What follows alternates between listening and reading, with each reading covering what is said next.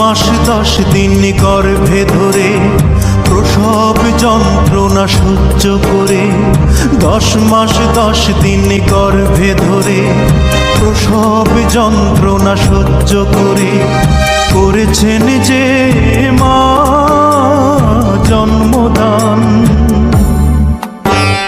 ঘুম পাড়ানি গান শুনিয়ে বুকের রক্ত দুধ বানিয়ে, ঘুম পাড়ানি গান শুনিয়ে বুকের রক্ত দুধ বানিয়ে করিয়েছেন যে মা দুগ্ধ পান।